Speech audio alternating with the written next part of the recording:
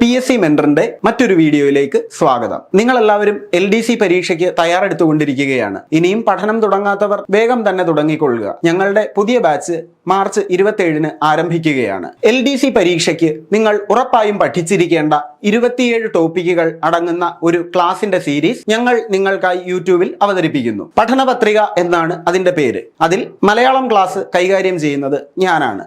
എൻ്റെ പേര് നിതിൻ. മലയാളത്തിലെ ലിംഗവ്യവസ്ഥ എന്താണ് എന്നാണ് നമ്മൾ ചർച്ച ചെയ്യുന്നത്. ലിംഗവ്യവസ്ഥ എന്ന് പറഞ്ഞാൽ അറിയാമല്ലോ, പുല്ലിംഗമാണോ സ്ത്രീലിംഗമാണോ നപുംസകലിംഗമാണോ എന്നാണ് നമ്മൾ ഇനി ചർച്ച ചെയ്യാൻ പോകുന്നത്. ഓക്കെ, സ്ത്രീലിംഗം എന്ന് പറഞ്ഞാൽ എന്താ? സ്ത്രീ ജാതിയെ കുറിക്കുന്ന നാമമാണ് സ്ത്രീലിംഗം. സ്ത്രീ ജാതിയെ കുറിക്കുന്നു. സ്ത്രീ ആണെങ്കിൽ സ്ത്രീലിംഗം, സ്ത്രീ ജാതി ആണെങ്കിൽ സ്ത്രീലിംഗം. അപ്പൊ പുരുഷജാതി ആണെങ്കിലോ അതിനെ പുല്ലിംഗം എന്ന് പറയുന്നു. പുരുഷജാതിയെ കുറിക്കുന്നത് പുല്ലിംഗം, സ്ത്രീ ജാതിയെ കുറിക്കുന്നത് സ്ത്രീലിംഗം, പുരുഷജാതിയെ കുറിക്കുന്നത് പുല്ലിംഗം.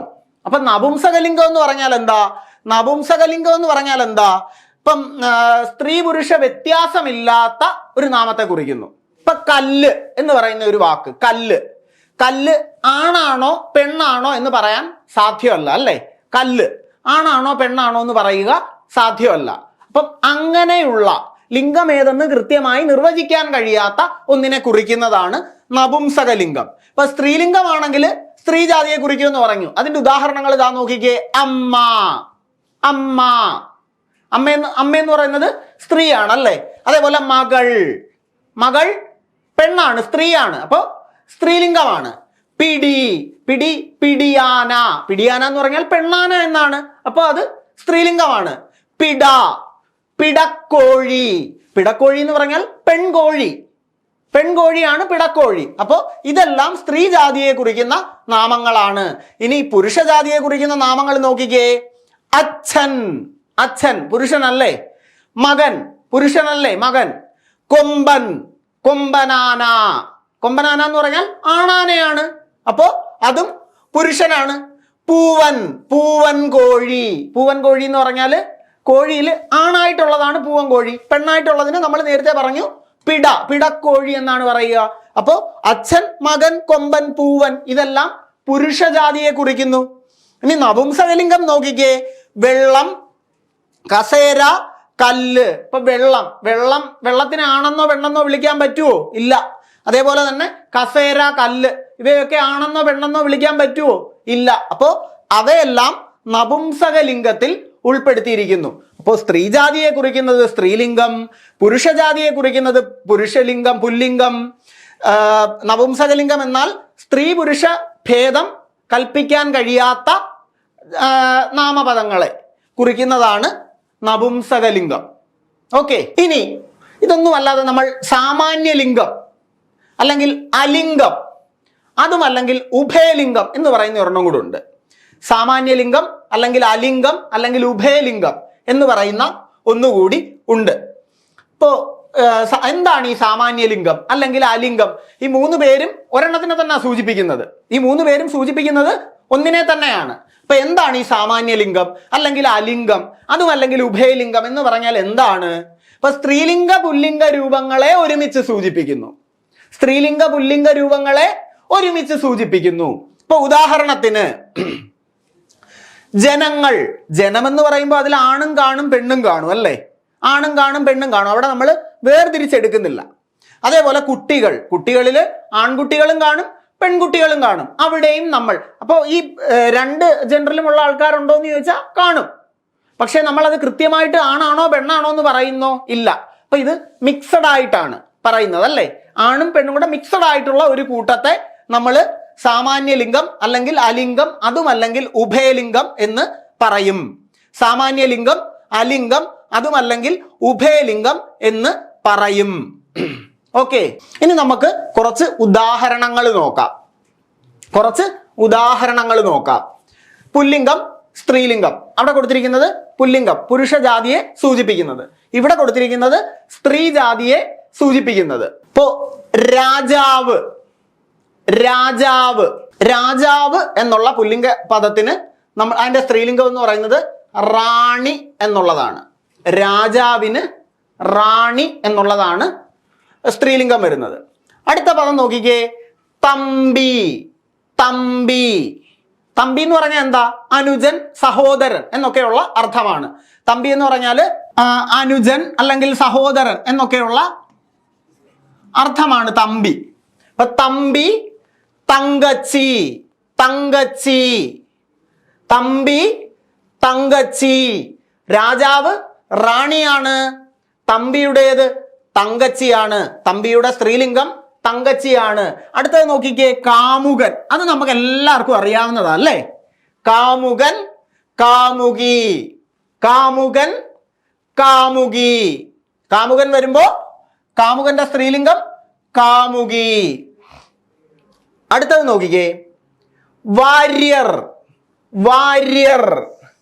വാര്യർ എന്ന് പറഞ്ഞു കഴിഞ്ഞാൽ അതൊരു ജാതിപ്പേരാണ്. വാര്യർ എന്ന് പറയുന്നത് ജാതിപ്പേരാണ്. അപ്പോ അതിനിവിടെ വാരസ്യാർ. വാരസ്യാർ. ആ വാര്യർ എന്നുള്ളതിന് വാരസ്യാർ എന്നാണ് സ്ത്രീലിംഗം വരിക. വാര്യർ എന്ന് പറയുന്നത് ആ സമുദായത്തിൽ പിറന്ന പുരുഷന്മാരുടെ പേരിനോട് ചേർത്ത് പറയുന്നതാണ് വാര്യർ. അപ്പോ അതിലെ പെണ്ണുങ്ങളുടെ പേരിനോട് ചേർത്ത് വാരസ്യാർ എന്ന് പറയും.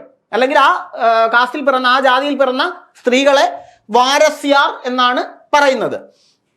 അടുത്തത് നോക്കിക്കേ, പിഷാരടി. പിഷാരടി അതും ഒരു ജാതിയുടെ നാമമാണ് അല്ലെ? പിഷാരടി എന്ന് പറയുന്നതും ഒരു ജാതിയുടെ നാമമാണ്. അപ്പോ പിഷാരടിയുടെ സ്ത്രീലിംഗം എന്ന് പറയുന്നത് പിഷാരസ്യാർ എന്നും ഷാരസ്യാർ എന്നും പറയാറുണ്ട്. പിഷാരടിയുടെ സ്ത്രീലിംഗം എന്ന് പറയുന്നത് പിഷാരസ്യാർ എന്നും പറയാറുണ്ട്, ഷാരസ്യാർ എന്നും പറയാറുണ്ട്. പിഷാരസ്യാർ എന്നും പറയാറുണ്ട്, ഷാരസ്യാർ എന്നും പറയാറുണ്ട്. ഇനി നോക്കിക്കേ, മന്നാടിയാർ. മന്നാടിയാർ അതും ഒരു ജാതിയെ കുറിക്കുന്ന പദമാണ് അല്ലേ? നമ്മുടെ മമ്മൂട്ടിയുടെ കഥാപാത്രമൊക്കെ ഉണ്ടല്ലോ, നരസിംഹ മന്നാടിയാർ. അപ്പോ മന്നാടിയാർ എന്ന് പറയുന്നതും ജാതിയെ കുറിക്കുന്ന പദമാണ്. അതിന്റെ സ്ത്രീലിംഗം മന്നാടസ്യാർ. മന്നാടസ്യാർ. ഇപ്പൊ വാര്യരാകുമ്പോ വാരസ്യാർ, പിഷാരടിയാകുമ്പോ പിഷാരസ്യാർ അല്ലെങ്കിൽ ഷാരസ്യാർ, മന്നാടിയാർ ആകുമ്പോൾ മന്നാടസ്യാർ. മന്നാടസ്യാർ. ഇനി അടുത്തത് നോക്കിക്കേ, നമ്പ്യാർ. നമ്പ്യാർ. നമ്പ്യാർ. കുഞ്ചൻ നമ്പ്യാർ കേട്ടിട്ടുണ്ടായിരിക്കും അല്ലേ? നമ്പ്യാർ അതും ജാതിയെ കുറിക്കുന്ന നാമമാണ്. നമ്പ്യാർ. നമ്പ്യാരുടെ സ്ത്രീലിംഗം എന്ന് പറയുന്നത് നങ്ങ്യാരാണ്. നമ്പ്യാരുടെ സ്ത്രീലിംഗം എന്ന് പറയുന്നത് നങ്ങ്യാരാണ്. നങ്ങ്യാർ കൂത്ത് എന്ന് കേട്ടിട്ടില്ലേ? സ്ത്രീകൾ അവതരിപ്പിക്കുന്ന ഒരു കലാരൂപമാണ് നങ്ങ്യാർ കൂത്ത്. അപ്പോ നമ്പ്യാർ. നമ്പ്യാർ എന്നുള്ളതിന്റെ സ്ത്രീലിംഗം നങ്ങ്യാർ എന്നാണ്. നമ്പ്യാർ, നങ്ങ്യാർ. അടുത്തത് ചാക്യാർ. ചാക്യാർ കൂത്ത് കേട്ടിട്ടുണ്ടായിരിക്കുമല്ലോ. ചാക്യാർ കൂത്ത്. ചാക്യാർ കൂത്ത് എന്ന് പറയുന്നത് പുരുഷന്മാർ അവതരിപ്പിക്കുന്ന ഒരു കലാരൂപമാണ്. ചാക്യാർ കൂത്ത് എന്ന് പറയുന്നത് പുരുഷൻ അവതരിപ്പിക്കുന്ന കലാരൂപമാണ്. അപ്പോ ചാക്യാരുടെ സ്ത്രീയെ, ചാക്യാരുടെ പെണ്ണിനെ എന്തു പറയും? ഇല്ലൊടമ്മ. ഇല്ലൊടമ്മ. എളുപ്പമില്ലേ? ചാക്യാർ, ഇല്ലൊടമ്മ. അപ്പം ചാക്യാർ എന്ന് പറയുന്നത് ജാതിയെ കുറിക്കുന്നത് തന്നെയാണ്. അപ്പോ ചാക്യാർ എന്ന പദത്തിന്റെ സ്ത്രീലിംഗം എന്താണ്? ഇല്ലൊടമ്മ. അടുത്തത് അങ്ങുന്ന്. ഈ വലിയ വീട്ടിലെയൊക്കെ ആണുങ്ങളെ അവിടുത്തെ വേലക്കാർ വിളിക്കുന്ന കേട്ടിട്ടില്ല? അങ്ങുന്നേ, അങ്ങുന്നേ എന്ന് വിളിക്കും അല്ലേ? വലിയ വീട്ടിലെ ഒക്കെ ആണുങ്ങളെ അങ്ങുന്ന് എന്ന് വിളിക്കാറുണ്ട്. അപ്പൊ അവിടുത്തെ സ്ത്രീകളെ എന്താണ് അവിടുത്തെ വേലക്കാർ വിളിക്കുന്നത്? കൊച്ചമ്മയെന്നാ വിളിക്കാറല്ലേ? കൊച്ചമ്മ. സിനിമയിലൊക്കെ കണ്ടിട്ടില്ലേ?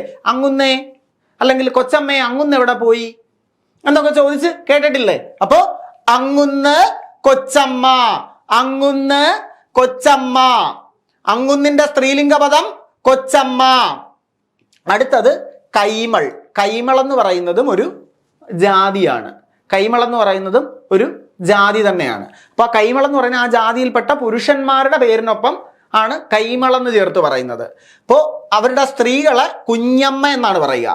കൈമൾ, കുഞ്ഞമ്മ. അങ്ങുന്ന് കൊച്ചമ്മ. തിരിഞ്ഞു പോകരുത് കേട്ടോ. അങ്ങുന്ന് കൊച്ചമ്മയാണ്, കൈമൾ കുഞ്ഞമ്മയാണ്. അങ്ങുന്ന് കൊച്ചമ്മയാണ്, കൈമൾ കുഞ്ഞമ്മയാണ്. ഇനി അടുത്ത പദം നോക്കിക്കേ, മാടമ്പി. മാടമ്പി എന്നൊക്കെ പറഞ്ഞാൽ എന്താ? ഇപ്പം നാട്ടിൽ ഇച്ചിരി പിന്നെ പ്രമാണിത്വമൊക്കെ ഉള്ള ആൾക്കാരെ നമ്മൾ സാധാരണ മാടമ്പിമാർ എന്നൊക്കെ പറയാറുണ്ടല്ലേ. പിന്നെ അപ്പോൾ മാടമ്പി എന്ന് പറയുന്നത് അങ്ങനെയുള്ള പുരുഷന്മാരെയാണ്, പ്രമാണിയായിട്ടുള്ള പുരുഷന്മാരെയാണ് മാടമ്പി എന്നൊക്കെ പറയാറ്. അപ്പം ആ പുരുഷന്റെ സ്ത്രീയെ എന്ത് പറയും? മാടമ്പിയുടെ സ്ത്രീയെ എന്ത് പറയും? മാടമ്പി താമസിക്കുന്ന വലിയ വീട്ടിലൊക്കെ ആയിരിക്കും, 4 കെട്ടും 8 കെട്ടും ഒക്കെയുള്ള വീട്ടിലൊക്കെ ആയിരിക്കും. അതുകൊണ്ട് തന്നെ കെട്ടിലമ്മ എന്ത് പറയും? കെട്ടിലമ്മ. മാടമ്പിയുടെ സ്ത്രീ കെട്ടിലമ്മ. ഓക്കെ. അപ്പോ ചാക്യാർ, ഇല്ലൊടമ്മ, അങ്ങുന്ന്, കൊച്ചമ്മ, കൈമൾ, കുഞ്ഞമ്മ, മാടമ്പി, കെട്ടിലമ്മ. അടുത്തത് അതും ജാതിയെ കുറിക്കുന്ന നാമങ്ങൾ ആണ്. ക്ഷത്രിയൻ. ക്ഷത്രിയൻ, ക്ഷത്രിയൻ, ക്ഷത്രിയൻ, ക്ഷത്രിയ, ക്ഷത്രിയൻ, ക്ഷത്രിയ. അടുത്തത് വൈശ്യൻ, വൈശ്വി. വൈശ്യൻ, വൈശ്യൻ എന്ന് പറയുന്നതും ഒരു കുലത്തിന്റെ നാമമാണ്. അപ്പോൾ വൈശ്യൻ, വൈശ്വി. ക്ഷത്രിയൻ, ക്ഷത്രിയ, വൈശ്യൻ, വൈശ്വി. അപ്പൊ ശൂദ്രനോ? ശൂദ്ര. ശൂദ്രൻ, ശൂദ്ര, ശൂദ്രൻ, ശൂദ്ര. അപ്പൊ ക്ഷത്രിയൻ, ക്ഷത്രിയ, വൈശ്യൻ, വൈശ്വി, ശൂദ്രൻ, ശൂദ്ര. അടുത്തത് ബ്രാഹ്മണൻ. ബ്രാഹ്മണൻ. ബ്രാഹ്മണൻ വരുമ്പോൾ അതിന്റെ സ്ത്രീലിംഗം ബ്രാഹ്മണി. ബ്രാഹ്മണൻ വരുമ്പോൾ അതിന്റെ സ്ത്രീലിംഗം ബ്രാഹ്മണി. അപ്പൊ നമ്പൂതിരി വന്നാലോ? നമ്പൂതിരി, അന്തർജനം. നമ്പൂതിരി, അന്തർജനം. നമ്പൂതിരിപ്പാട് എന്ന് പുരുഷന്മാരുടെ പേരിനൊപ്പം ചേർക്കും. അന്തർജനം എന്ന് സ്ത്രീയുടെ പേരിനൊപ്പവും ചേർക്കും. അത് നമ്പൂതിരി സമുദായത്തിൽ ചേർക്കുന്നതാണ്. അതും ജാതി നാമം തന്നെയാണ്. അപ്പോ ക്ഷത്രിയൻ, ക്ഷത്രിയ, വൈശ്യൻ, വൈശ്വി, ശൂദ്രൻ, ശൂദ്ര, ബ്രാഹ്മണൻ, ബ്രാഹ്മണി, നമ്പൂതിരി, അന്തർജനം. ഇത് നമുക്ക് എല്ലാവർക്കും അറിയാവുന്നതാ അല്ലേ? അധ്യാപകൻ. അധ്യാപകൻ, അധ്യാപകൻ, അധ്യാപിക. അധ്യാപകൻ, അധ്യാപിക നമുക്ക് എല്ലാവർക്കും അറിയാവുന്നതാ. ഇനി അടുത്തത് നോക്കിക്കേ, ശിക്ഷകൻ. ശിക്ഷകൻ എന്ന് പറഞ്ഞാലും അധ്യാപകൻ എന്നുള്ള അർത്ഥം തന്നെയാണ് കേട്ടോ. ശിക്ഷകൻ എന്ന് പറഞ്ഞാലും അധ്യാപകൻ എന്നുള്ള അർത്ഥം തന്നെയാണ് വരുന്നത്. ശിക്ഷണം നൽകുന്ന ആളാണ്, അതായത് പഠിപ്പിക്കുന്ന ആളെന്നുള്ള അർത്ഥത്തിലാണ് ശിക്ഷകൻ എന്നുള്ള വാക്ക് ഉപയോഗിക്കുന്നത്. അപ്പോൾ ശിക്ഷകൻ, ശിക്ഷിക. ശിക്ഷകൻ, ശിക്ഷിക. ശിക്ഷകൻ, ശിക്ഷിക. അധ്യാപകൻ, അധ്യാപിക. ശിക്ഷകൻ, ശിക്ഷിക. ഇനി അടുത്തത് നോക്കിക്കേ, ബാലകൻ. ബാലകൻ, ബാലൻ എന്നുള്ള എന്താ ചെറിയ ആൺകുട്ടിക്ക് പറയുന്നതാണ് ബാലൻ, ബാലകൻ. ബാലകന്റെ സ്ത്രീലിംഗ പദം എന്ന് പറയുന്നത് ബാലിക. ബാലകൻ, ബാലിക. ബാലകൻ, ബാലിക. അടുത്തത് ലേഖകൻ. അതും നമ്മൾ കേൾക്കാറുള്ള പദം അല്ലേ? അതും നമ്മൾ സാധാരണഗതിയിൽ കേൾക്കാറുള്ള പദമാണ്. ലേഖകൻ, ലേഖകൻ, ലേഖിക. ലേഖകൻ, ലേഖിക. ലേഖകൻ, ലേഖിക. ഓക്കെ. അടുത്തത് നായകൻ. അതും നമുക്ക് നല്ല പരിചയമുള്ള പദമാണ്. നായകൻ, നായിക. നായകൻ, നായിക. നായകൻ, നായിക. ഓക്കെ. അപ്പൊ അധ്യാപകൻ, അധ്യാപിക, ശിക്ഷകൻ, ശിക്ഷിക, ബാലകൻ, ബാലിക, ലേഖകൻ, ലേഖിക, നായകൻ, നായിക. അടുത്തത് കനിഷ്ഠൻ. കനിഷ്ഠൻ.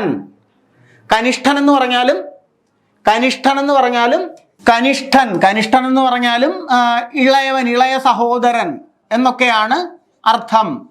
കനിഷ്ഠൻ, ഇളയവൻ. അപ്പോൾ ഇളയ സഹോദരൻ, കനിഷ്ഠൻ അല്ലെങ്കിൽ സഹോദരൻ എന്നൊക്കെയുള്ള അർത്ഥമാണ്. കനിഷ്ഠൻ എന്ന് പറഞ്ഞാൽ ഇളയവൻ എന്നുള്ള അർത്ഥമാണ്. അപ്പൊ കനിഷ്ഠൻ, കനിഷ്ഠ. കനിഷ്ഠൻ, കനിഷ്ഠ. കനിഷ്ഠന്റെ സ്ത്രീലിംഗം കനിഷ്ഠ, ഇളയവൾ എന്നുള്ള അർത്ഥത്തിൽ. ഇനി അടുത്ത പദം നോക്കിക്കേ, കൃപണൻ. കൃപണൻ, കൃപണൻ. കൃപണൻ എന്ന് പറഞ്ഞാൽ ലുബ്ധൻ, ഹീനൻ. ലുബ്ധൻ, ഹീനൻ എന്നൊക്കെയുള്ള അർത്ഥമാണ് കൃപണൻ എന്നുള്ളതിന്. അപ്പോ കൃപണൻ, കൃപണ, കൃപണൻ, കൃപണ. അടുത്ത പദം നോക്കിക്കേ, യാഥാസ്ഥിതികൻ, യാഥാസ്ഥിതികൻ. യാഥാസ്ഥിതികൻ എന്ന് പറഞ്ഞാൽ തൻ്റെ വിശ്വാസങ്ങളെ മുറുകെ പിടിക്കുന്നയാൾ, വിശ്വാസ പ്രമാണങ്ങളെ മുറുകെ പിടിക്കുന്നയാൾ, ഓർത്തഡോക്സ് എന്നൊക്കെ നമ്മൾ പറയും. അപ്പൊ യാഥാസ്ഥിതികൻ, യാഥാസ്ഥിതികൻ എന്ന് പറഞ്ഞാൽ അങ്ങനെയുള്ള പുരുഷനാണ് പറയുന്നത്. അപ്പൊ അതിന്റെ സ്ത്രീലിംഗമാണ് യാഥാസ്ഥിതിക, യാഥാസ്ഥിതികൻ, യാഥാസ്ഥിതിക, യാഥാസ്ഥിതിക. ഓക്കെ. അടുത്തത് വൃദ്ധൻ. നമ്മൾ നേരത്തെ പറഞ്ഞ പദമാണ് വൃദ്ധൻ, വയസ്സായ ആൾ എന്നുള്ള അർത്ഥത്തിലാണ് ഉപയോഗിക്കുന്നത്. വൃദ്ധൻ, വൃദ്ധൻ, വൃദ്ധ, വൃദ്ധൻ, വൃദ്ധ. അതിനുശേഷം വയോധികൻ, വയോധിക, വയോധികൻ, വയോധിക. വയോധികൻ എന്ന് പറഞ്ഞാലും പ്രായം ചെന്നയാൾ അല്ലെങ്കിൽ വൃദ്ധൻ എന്നുള്ള അർത്ഥത്തിൽ തന്നെയാണ് ആ പദവും പ്രയോഗിക്കുന്നത്. ഇപ്പൊ വയോധികൻ, വയോധിക. ഇപ്പൊ കനിഷ്ഠൻ, കനിഷ്ഠ, കൃപണൻ, കൃപണ, യാഥാസ്ഥിതികൻ, യാഥാസ്ഥിതിക, വൃദ്ധൻ, വൃദ്ധ, വയോധികൻ, വയോധിക. അടുത്തത് രാജൻ, രാജൻ. നമ്മൾ പറഞ്ഞു രാജാവ്, റാണി. അപ്പൊ ഇവിടെ രാജൻ, രാജൻ എന്ന് പറഞ്ഞാൽ രാജാവ് എന്നുള്ള അർത്ഥം തന്നെയാണ്. രാജ്ഞി, രാജാവ്, രാജ്ഞി. അപ്പോ ഇവിടെ രാജൻ, നമ്മള് ആദ്യമേ പറഞ്ഞു രാജാവ്, റാണി. രാജൻ എന്ന് പറഞ്ഞാലും രാജാവ് എന്നുള്ള അർത്ഥം തന്നെയാണ്. അപ്പൊ രാജൻ എന്ന് പറഞ്ഞാൽ രാജ്ഞി, രാജാവ്, റാണി, രാജൻ, രാജ്ഞി. ഓക്കെ. അടുത്തത് ഈശ്വരൻ, ഈശ്വരൻ, ഈശ്വരൻ. ഈശ്വരന്റെ സ്ത്രീലിംഗം എന്ന് പറയുന്നത് ഈശ്വരി, ഈശ്വരൻ, ഈശ്വരി. ഈശ്വരൻ, ഈശ്വരിയാണ് സ്ത്രീലിംഗം. പിന്നെ കുമാരൻ, കുമാരൻ, കുമാരി. അതൊക്കെ നമ്മൾ വളരെ അധികം പരിചയമുള്ള പദങ്ങളാണ്. കുമാരൻ, കുമാരി. അടുത്ത പദം നോക്കിക്കേ, കൗന്ദേയൻ. കൗന്ദേയൻ എന്ന് പറഞ്ഞാൽ എന്താ? കൗന്ദേയൻ എന്ന് പറഞ്ഞാൽ കുന്തിയുടെ പുത്രനാണ് കൗന്ദേയൻ. കുന്തിയുടെ പുത്രൻ, കുന്തിയുടെ പുത്രൻ, കൗന്ദേയൻ. കൗന്ദേയൻ എന്ന് പറഞ്ഞാൽ കുന്തിയുടെ പുത്രൻ. അപ്പൊ അതിന്റെ സ്ത്രീലിംഗം പുത്രി എന്ന് പറയണം അല്ലെ? കൗന്ദേയി, കൗന്ദേയൻ, കൗന്ദേയി, കൗന്ദേയൻ, കൗന്ദേയി. അടുത്തത് ദൗഹിത്രൻ. ദൗഹിത്രൻ എന്ന് പറഞ്ഞാൽ മകളുടെ മകനാണ്, മകളുടെ മകനാണ് ദൗഹിത്രൻ. ദൗഹിത്രൻ, മകളുടെ മകൻ. ദൗഹിത്രി എന്ന് പറഞ്ഞാല് മകളുടെ മകൾ. ദൗഹിത്രൻ, ദൗഹിത്രി, ദൗഹിത്രൻ, ദൗഹിത്രി. അടുത്തത് ദേവൻ. ദേവൻ, ദേവന്റെ സ്ത്രീലിംഗം ദേവി, ദേവന്റെ സ്ത്രീലിംഗം ദേവി. അത് നമുക്ക് അറിവുള്ളതാണ്. ഇപ്പൊ രാജൻ, രാജ്ഞി, ഈശ്വരൻ, ഈശ്വരി, കുമാരൻ, കുമാരി, കൗന്ദേയൻ, കൗന്ദേയി, ദൗഹിത്രൻ, ദൗഹിത്രി, ദേവൻ, ദേവി. അടുത്തത് നമ്മൾ കേട്ടിട്ടുള്ള പദമാണ് അഭിനേതാവ്. അഭിനയിക്കുന്ന പുരുഷന് പറയുന്ന പേരാണ് അഭിനേതാവ്. അഭിനേതാവ്, അഭിനേതാവ്, അഭിനേത്രി, അഭിനേതാവ്, അഭിനേത്രി. അപ്പൊ നേതാവ്, നേത്രി, നേതാവ്, നേത്രി, നേതാവ്, നേത്രി, അഭിനേതാവ്, അഭിനേത്രി, കർത്താവ്, കർത്തൃ, കർത്താവ്, കർത്തൃ. ഇനി അടുത്ത നോക്കിക്കേ, കമിതാവ്. നമ്മൾ സാധാരണ കേൾക്കുന്ന ഒരു പദമാണ് കമിതാവ്, കമിതാക്കൾ എന്നൊക്കെ അല്ലേ? അപ്പൊ കമിതാവ് പുല്ലിംഗമാണ്. അതിന്റെ സ്ത്രീലിംഗം എന്ന് പറയുന്നത് കമിത്രി. കമിതാവ്, കമിത്രി.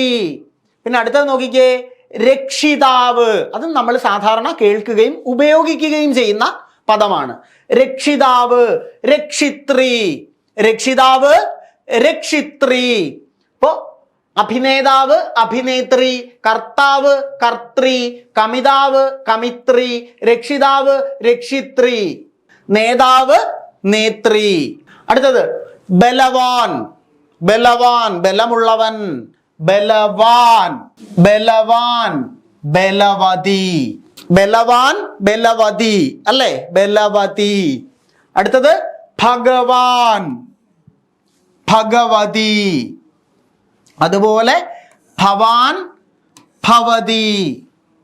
അതുപോലെ തന്നെ ഭവാൻ വരുമ്പോൾ ഭവതി വരും.